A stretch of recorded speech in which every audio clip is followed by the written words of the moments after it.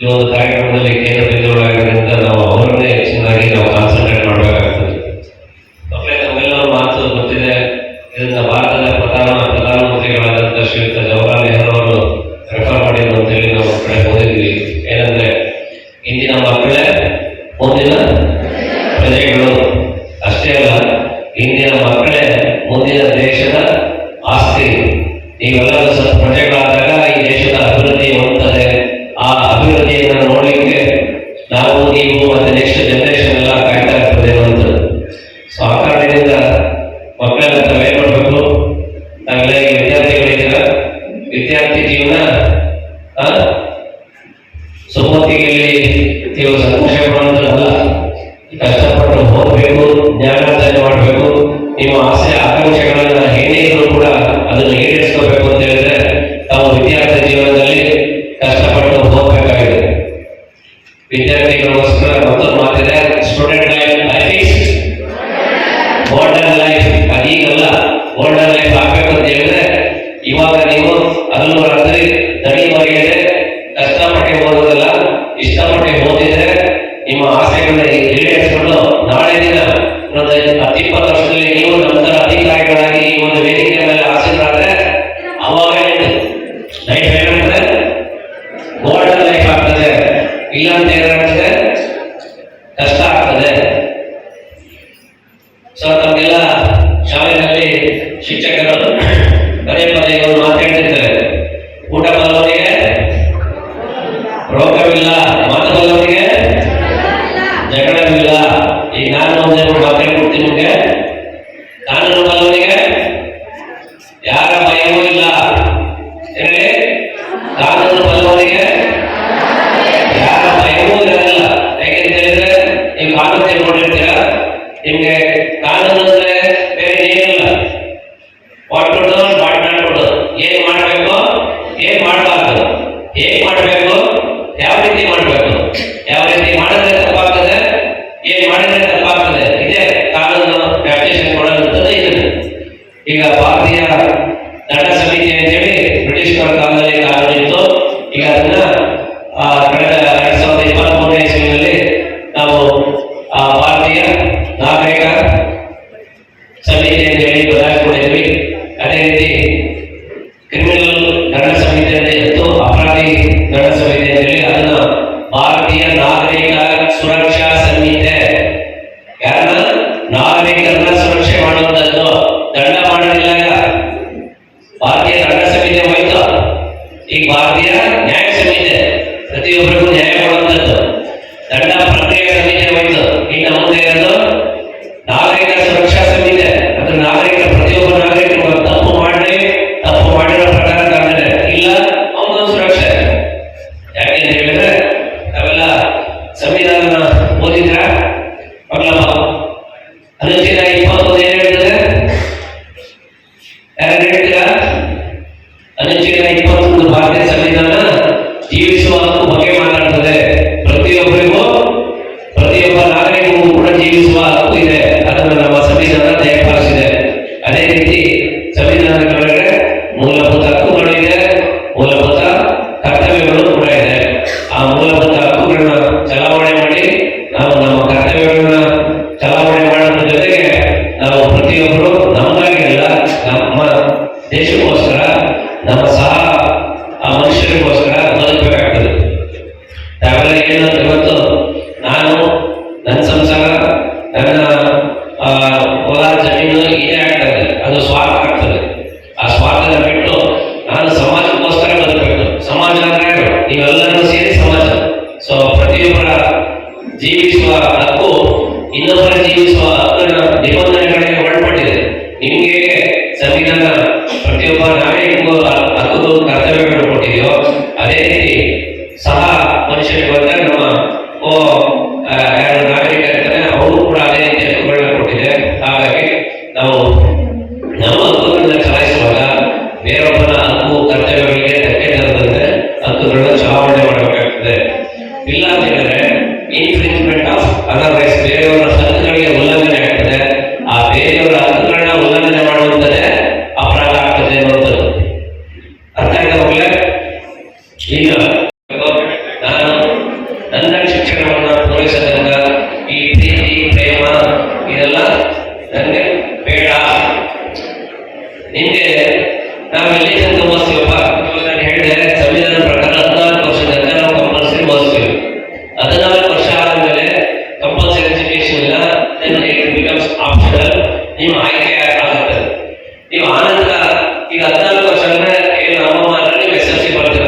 SLC ಮುಗಿಸಿದ್ರೆ ಇವತ್ತು ಯಾವ ಕೆಲಸ ಸಿಗೋದಲ್ಲ, ಅರ್ಥ ಮಾಡ್ಕೊಳ್ಳಿ. ಇವನ್ ಲೋಯೆಸ್ಟ್ ಸರ್ಕಾರಿ ಕೆಲಸದಲ್ಲಿ ಲೋಯೆಸ್ಟ್ ಗ್ರೇಡ್ ಸಿಗಬೇಕು ಅಂತ ಹೇಳಿದ್ರೆ P1 ಫಸ್ಟ್ SLC ಆಗಲೇಬೇಕು. ಫೇಲ್ ಆದ್ರೆ ಏನು ಸಿಗೋಲ್ಲ. ಅದಾದ ನಂತರ ಇವತ್ತಿನ ದಿನ ಎಷ್ಟು ಮಟ್ಟ ಕಾಂಪಿಟೇಷನ್ ಇದೆ ಅಂದ್ರೆ ನಾವೆಲ್ಲ ನ್ಯಾಯಾಲಯದಲ್ಲಿ ನಮ್ಮ P1 ಪೋಸ್ಟ್ಗೆ ಅರ್ಜಿ ಕಾಲ್ ಮಾಡಿದಾಗ ನೋಡ್ತೀವಿ. ಮಾಸ್ಟರ್ ಡಿಗ್ರಿ ಮಾಡಿರೋರು, BE ಮಾಡಿರೋರು ಅವರು ಕೂಡ ಬಂದು P1 ಪೋಸ್ಟ್ ಮಾಡಿದ್ದಾರೆ. ಯಾಕೆ ಹೇಳಿದ್ರೆ ನಮ್ಗೆ ಗೌರ್ಮೆಂಟ್ ಜಾಬ್ ಬೇಕು ಅಂತ. ಗೌರ್ಮೆಂಟ್ ಜಾಬ್ ತಗೊಳ್ಳೋದು ಒಂದೇ ನಿಮ್ಮ ಧ್ಯೇಯ ಆಗಬಾರ್ದು. ಕೆಲಸ ತಗೊಳ್ಳೋದು ಒಂದೇ ನಿಮ್ಮ ಶಿಕ್ಷಣದ ಉದ್ದೇಶ ಅಲ್ಲ. ಶಿಕ್ಷಣ ನಿಮಗೆ ಅಮೆಂಡ್ಮೆಂಟ್ ಇದು ಮಾಡಿರೋದು 21ಗೆ ಅಂತ್ಯ 21ಗೆ ಸಂವಿಧಾನಕ್ಕೆ ಸೇರ್ಕೊಂಡಿದ್ವಿ. ಅದರ ಪ್ರಕಾರ ಎಲ್ಲ ಭಾರತೀಯ ಮಕ್ಕಳು ಕೂಡ ಇರ್ರೆಸ್ಪೆಕ್ಟಿವ್ ಕ್ಯಾಸ್ಟ್, ಜಾತಿ, ಲಿಂಗ, ಬೇರೆ ಯಾವುದೇ ತಾರತಮ್ಯಗಳಿಲ್ಲ, ಎಲ್ಲ ಮಕ್ಕಳು ಕೂಡ 14 ವರ್ಷಗಳ ಆದಂತ ಕಂಪಲ್ಸರಿ ಎಜುಕೇಶನ್ ಪಡೆದಿವೆ. ಈಗ ನಾವೆಲ್ಲರೂ ನನ್ನ ಪ್ರಕಾರ 14 ವರ್ಷದ ಗಣನೆಯಿಂದ ನೀವೆಲ್ಲರೂ ಕೂಡ ಕಡ್ಡಾಯವಾಗಿ ಶಿಕ್ಷಣ ನೀಡುವಂಥದ್ದು ಸರ್ಕಾರದ ಸಮಾಜದ ಕರ್ತವ್ಯ. ಸಮಾಜಕ್ಕೆ ಸರ್ಕಾರಕ್ಕೆ ಕರ್ತವ್ಯ ಇದೆ ಅಂತ ಹೇಳಿದ್ರೆ ನಿಮ್ಗಳ ಹಕ್ಕಿದೆ. ಇದು ಓದುವಂಥದ್ದು ನಿಮ್ಮದು, ನಿಮಗೆ ಓದುವಂಥದ್ದು ನಮ್ಮಗಳ ಕರ್ತವ್ಯ. ಸೊ ಆ ಕಾರಣದಿಂದ ನಾವೆಲ್ಲ ಈ ವಿದ್ಯಾರ್ಥಿಗಳಲ್ಲಿ ಮುಂದಿನ ನಿಮ್ಮ ದೇಶಗಳಿಗೆ ಒಂದು ಕನಸು ಕಾಣ್ರಿ. ಆ ಕನಸಿನ ಈಡೇರಿಸಲಿಕ್ಕೆ ಇವಾಗಿನ ನೀವು ಓದಬೇಕು, ಕಷ್ಟಪಡಬೇಕು ಅಂತ ಹೇಳಿ ಈ ಸಂದರ್ಭದಲ್ಲಿ ನಮ್ಮೆಲ್ಲ ಅಬ್ದುಲ್ ಕಲಾಂ ಅವರ ಬಗ್ಗೆ ಓದ್ಬೇಕು. ಕೇಳಿದ್ದೀರಾ? ಅಬ್ದುಲ್ ಕಲಾಂ ಗೊತ್ತಿಲ್ಲ ನಿಮಗೆಲ್ಲ? ಏನಾಗಿರೋದು ಅಬ್ದುಲ್ ಕಲಾಂ? ಸೈಂಟಿಸ್ಟ್. ಅದಾದ್ಮೇಲೆ ರಾಷ್ಟ್ರಪತಿಗಳು ಅವರನ್ನ ನಾವು ಭಾರತದ ಶಕ್ತಿ ವಂಶಿ ಅಂತ ಕರಿತೀವಿ. ಇವತ್ತೇನು ನೀವು ಎಲ್ಲ ಮನೆಯಲ್ಲಿ TV ನೋಡ್ತಾ ಶಿಕ್ಷಣ ಅಂತಂದ್ರೆ ಇಂಡಿಯಾದಲ್ಲಿ ಡೆವಲಪ್ ಮಾಡಿದ್ದು ಅದು ನಮ್ಮ ಸ್ಥಳೀಯ ವಿಜ್ಞಾನವನ್ನು ಡೆವಲಪ್ ಮಾಡಿದವರು ಅಬ್ದುಲ್ ಕಲಾಂ ಅವರು. ಅವರು ರಾಷ್ಟ್ರಪತಿಗಳಾಗಿದ್ದರು. ಅವರು ಹೇಳ್ತಾರೆ ಕನಸು ಕಾಣಬೇಕು, ಕನಸು ಕಾಣೋದಂದ್ರೆ ನಿಜ ಮಾಡುವ ಕನಸು ಕಾಣಿಸಲ್ಲ, ಸಿನಿಮಾ ಮಾಡುವ ಇನ್ನೊಂದು ಆ ಕನಸಲ್ಲ. ಕನಸು ಕಾಣೋದು ಅಂದ್ರೆ ಆ ಕನಸು ನಿಮಗೆ ನಿಜ ತರಬಾರದು. ಅದಾಯ್ತಾ? ಏನ್ ಕನಸು? ನೀವು ಮುಂದೆ ಇಂಜಿನಿಯರ್ ಆಗಬೇಕು, ಡಾಕ್ಟರ್ ಆಗಬೇಕು, ಲಾಯರ್ ಆಗಬೇಕು, ಜಡ್ಜ್ ಆಗಬೇಕು, ಇನ್ನೊಂದೇನೋ ಈಗ ನೋಡಿ ನಾವು ಗಮನಿಸಿದೆ ನಮ್ಮ ಒಳ್ಳೆ ನಮ್ಮ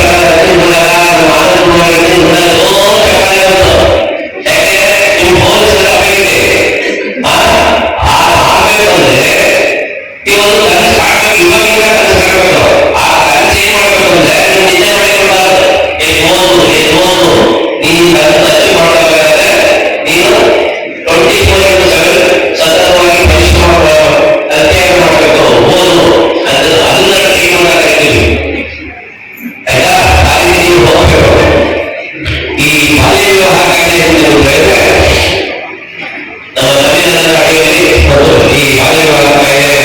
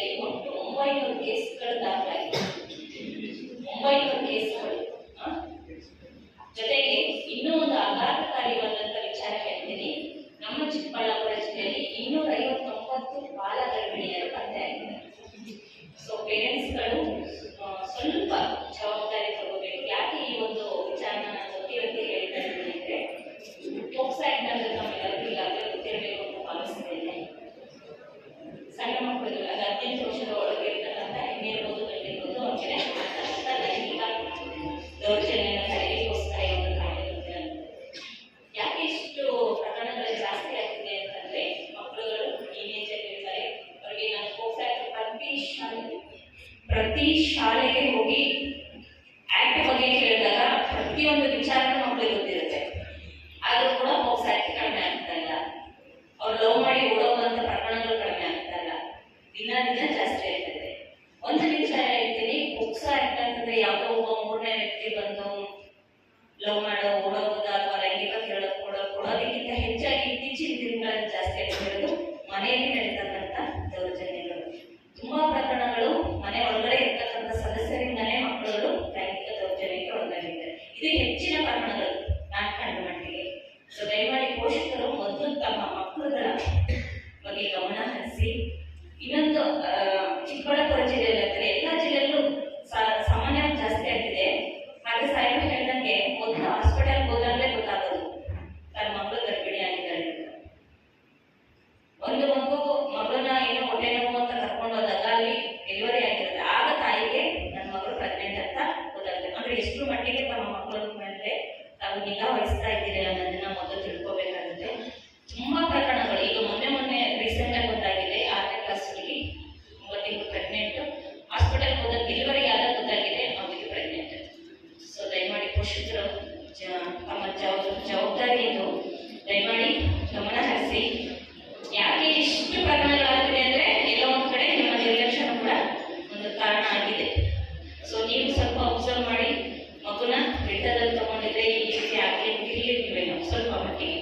ಸೊ ಹಾಗಾಗಿ ದಯಮಾಡಿ ನಮ್ಮ ಮಕ್ಕಳು ಆ ಥರ ಅಲ್ಲ, ನಮ್ಮ ಮಕ್ಕಳು ಸರಿಯಾಗಿದ್ದಾರೆ ಅಂತ ದಯಮಾಡಿ ಯಾವ ಪೋಷಕರು ಅನ್ಕೋಬೇಡಿ. ಎಲ್ಲ ಮಕ್ಕಳು ಪಾಪ ಟೀನೇಜ್ ಅಲ್ಲಿ ಇರ್ತಾರೆ ಅವರು. ಸೊ ದಾರಿ ತಪ್ಪಲಿಕ್ಕೆ ಹಲವಾರು ಸಾಧನಗಳಿಗೆ ಬಂದ್ಬಿಟ್ಟಿದೆ ಮೊಬೈಲ್. ಹೆಚ್ಚಿನ ಪ್ರಕರಣಗಳಾಗ್ತಿರೋದು ಮೊಬೈಲ್ ನೋಡಿ ಕಲಿಯುವಂತ ಜಾಸ್ತಿ ಇದೆ ಮಕ್ಕಳು. ಸೊ ಹಾಗಾಗಿ ಇದೊಂದು ರಿಕ್ವೆಸ್ಟ್ ಎಲ್ಲ ಪೋಷಕರಲ್ಲಿ.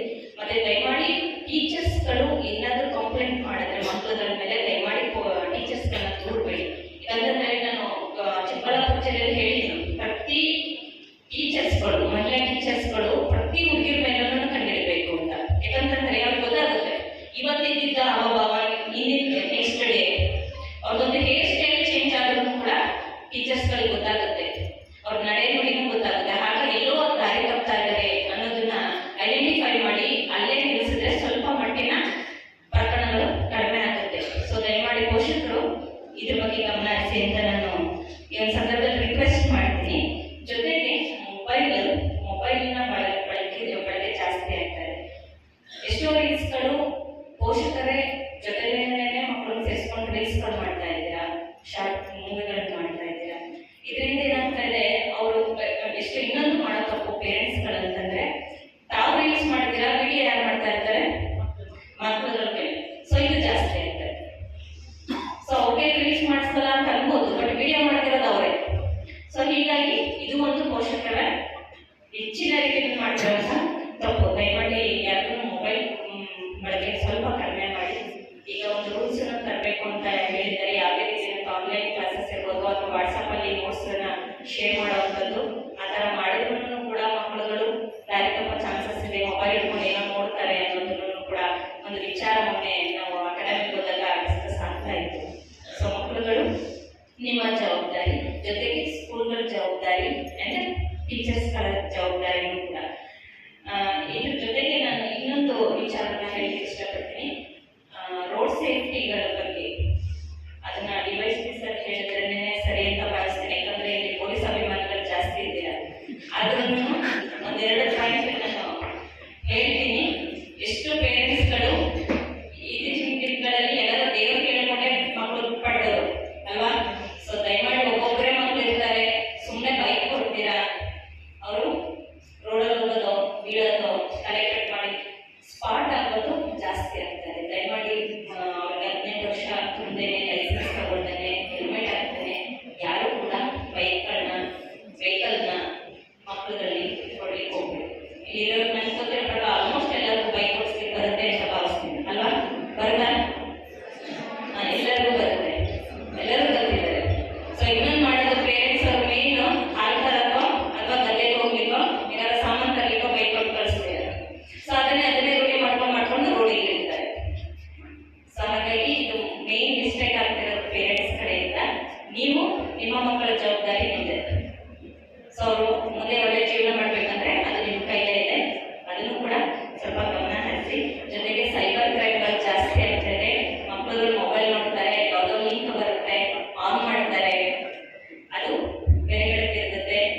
ವಿಡಿಯೋಗಳು ಅಥವಾ ಫೋಟೋಗಳು ಅಪ್ಲೋಡ್ ಆಗ್ತವೆ.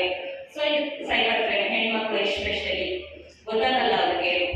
ಸೊ ಅವ್ರ ಫೋಟೋ ಹಾಕಿ ಏನೋ ವಿಡಿಯೋ ಮಾಡ್ಬೋದು, ಆ ಥರ ಎಲ್ಲ ಜಾಸ್ತಿ ನಡೀತಿದೆ. ಅವಾಗ ಏನ್ ಮಾಡ್ತಾರೆ ಹೆಣ್ಮಕ್ಳು, ತಂದೆ ತಾಯಿಗೆ ಹೇಳ್ಕೊಳಕ್ಕಾಗಲ್ಲ ಅಥವಾ ಫ್ರೆಂಡ್ಸ್ಗಳಿಗೆ ಹೇಳ್ಕೊಳಕ್ಕಾಗಲ್ಲ, ಟೀಚರ್ಸ್ಗಳಿಗೆ ಹೇಳ್ಕೊಳಕ್ಕಾಗಲ್ಲ, ಏನ್ ಮಾಡ್ಬೋದು ಲಾಸ್ಟ್ಗೆ ಆತ್ಮಹತ್ಯೆ ಮಾಡ್ಬೋದು. ಇದು ಕೂಡ ಜಾಸ್ತಿ ಆಗ್ತದೆ. ಸೊ ಹಾಗಾಗಿ ಹೆಣ್ಮಕ್ಳು ಯಾರೇ ಇದ್ರು ಆ ರೀತಿ ಏನಾದ್ರು ಸೈಬರ್ ಕ್ರೈಮ್ ಅಥವಾ ನೀವು ವಿಡಿಯೋ ಅಪ್ಲೋಡ್ ಆಗ್ತಿದೆ, ಫೋಟೋಸ್ ಅಪ್ಲೋಡ್ ಆಗ್ತಿದೆ ಅಂದ್ರೆ ದಯಮಾಡಿ ಎದುರ್ಕೊಳ್ಳೋ ಅವಶ್ಯಕತೆ ಇಲ್ಲ. ಅಂದ ತಕ್ಷಣ ಪೊಲೀಸರಿಗೆ ಇಂಟಿಮೇಟ್ ಮಾಡಿದ್ರೆ ಅವರು ಅಲ್ಲಿ ನಿಲ್ಲಿಸ್ತಾರೆ. ಸೊ ಅದಕ್ಕೆ ಆತ್ಮಹತ್ಯೆ ಅಂತ ಮಾಡ್ಕೊಳ್ಳೋಂಥ ಅವಶ್ಯಕತೆ ಇಲ್ಲ. ತಮ್ಮ ಹೆಸರು ಕೂಡ ಎಲ್ಲೂ ಹೊರಗಡೆ ಬರೋದಿಲ್ಲ, ಆ ವಿಡಿಯೋಗಳು ಕೂಡ ಎಲ್ಲೋ ಅಪ್ಲೋಡ್ ಆಗಿದ್ದಕ್ಕೆ ಪೊಲೀಸರು ನೋಡ್ಕೊತಾರೆ. ಸೊ ಅದ್ರ ಬಗ್ಗೆ ಎದುರ್ಕೊಳ್ಳೋ ಅವಶ್ಯಕತೆ ಇಲ್ಲ. ಇನ್ನೊಂದು ಮೇಜರ್ ಪಾಯಿಂಟು, ಜಿಲ್ಲಾ ಕಾನೂನು ಸೇವಾ ಪ್ರಾಧಿಕಾರದಿಂದ ಹಾಗೆ ತಾಲೂಕುಗಳಲ್ಲಿ ತಾಲೂಕು ಕಾನೂನು ಸೇವಾ ಸಮಿತಿ ಇದೆ. ಇಲ್ಲಿ ಪೋಷಕರು ಯಾರ್ಯಾರಿದ್ದೀರಿ ದಯಮಾಡಿ ತಮ್ಮಲ್ಲಿ ಏನಾದರೂ ಕೋರ್ಟಲ್ಲಿ ಕೇಸ್ ಇದೆ ಅಂತಂದ್ರೆ ದಯಮಾಡಿ ಇದೇ ತಿಂಗಳು 14ನೇ ತಾರೀಕು ಎಲ್ಲ ಲೋಕ ಅದಾಲತ್ ಇದೆ. ಇಬ್ಬರು ಪಾರ್ಟಿಯನ್ನ ಕರೆಸಿ ಪರಸ್ಪರ ಒಪ್ಪಿಸಿ ರಾಜಿ ಮೂಲಕ ಇತ್ಯರ್ಥ ಮಾಡ್ತೀವಿ. ದಯಮಾಡಿ ಅದಾಲತ್ ಅಂದ್ರೆ ಕೇಸ್ ನಡೆಸೋ ಅಗತ್ಯ ಇಲ್ಲ, ರಾಜಿ ಸಂಧಾನದ ಮೂಲಕ ನೀವು ಪ್ರಕರಣಗಳನ್ನ ಬಗೆಹರಿಸಿಕೊಳ್ಬೋದು. ಜೊತೆಗೆ ಒಂದು ಜಿಲ್ಲಾ ಕಾನೂನು ಸೇವಾ ಪ್ರಾಧಿಕಾರದಿಂದ ನಾವು ಉಚಿತವಾಗಿ ಕಾನೂನು ನೆರವು ಮತ್ತೆ ಅರಿವನ್ನು ಕೊಡ್ತೀವಿ. ಯಾರ್ಯಾರಿಗೆ ಅಂದ್ರೆ ನಮ್ಮ ಮಹಿಳೆಯರಿಗೆ, ಮಕ್ಕಳುಗಳಿಗೆ ಉಚಿತವಾಗಿರುತ್ತೆ. ನಿಮ್ಗೆ ಏನಾದರೂ ಕಾನೂನು ಸಲಹೆ ಬೇಕು, ಯಾವ್ದಾದ್ರು ಜಮೀನು ವಿಚಾರಕ್ಕೆ, ಮನೆ ವಿಚಾರಕ್ಕೆ, ಯಾವ್ದಾರ ಒಂದು ಸಹಕಾರ ಬೇಕು, ಒಂದು ಡಾಕ್ಯುಮೆಂಟ್ ಮಾಡಿಸ್ಕೊಳ್ಳೋಕ್ಕೆ ಕಾನೂನು ಸಲಹೆ ಬೇಕಂತಂದ್ರೆ ನೀವು ಲಾಯರ್ ಹತ್ರ ಹೋಗಿ ಫೀಸ್ ಕೊಟ್ಟು ನೀವು ಕೇಸ್ ಹಾಕಿ ಮಾಡೋ ಬದಲು ನಮ್ಮ ಜಿಲ್ಲಾ ಕಾನೂನು ಸೇವಾ ಪ್ರಾಧಿಕಾರ, ತಾಲೂಕು ಕಾನೂನು ಸೇವಾ ಸಮಿತಿ ಶಿಡ್ಲಘಟ್ಟದಲ್ಲಿ ಅಲ್ಲಿ ಉಚಿತವಾಗಿ ಲಾಯರ್ ಇದ್ದರೆ ನಿಮಗೆ ಕಾನೂನು ಸಲಹೆನ ಉಚಿತವಾಗಿ ಕೊಡ್ತಾರೆ. ಯಾವುದೇ ರೀತಿ ಇರುತ್ತೆ, ನ್ಯಾಯದ ಶುಲ್ಕವನ್ನು ಪಾವತಿ ಮಾಡೋದ್ರಲ್ಲಿ ವಕೀಲರ ಶುಲ್ಕವನ್ನು ಪಾವತಿ ಮಾಡೋ ಅವಶ್ಯಕತೆ ಇಲ್ಲ. ಹೆಚ್ಚಿನ ಮಾಹಿತಿ ಏನಾದರೂ ಬೇಕಂತಂದ್ರೆ ತಾಲೂಕು ಕಾನೂನು ಸೇವಾ ಸಮಿತಿ ಶಿಡ್ಲಘಟ್ಟಕ್ಕೆ ತಾವು ಭೇಟಿ ಕೊಡ್ಬೋದು. ಈ ಒಂದು ಇದು ಉಳಿದ ಅತಿಥಿಗಳಿಗೆ ನಿಮಗೆ ವಿಚಾರವನ್ನು ತಿಳಿಸ್ತಾರೆ. ಈ ಒಂದು 2 ಮಾತಾಡಲಿಕ್ಕೆ ಅವಕಾಶ ಮಾಡಿಕೊಟ್ಟು ತಮ್ಮೆಲ್ಲರಿಗೂ ಹೊಂದಿಸ್ತೇನೆ. ಜೈ ಹಿಂದ್, ಜೈ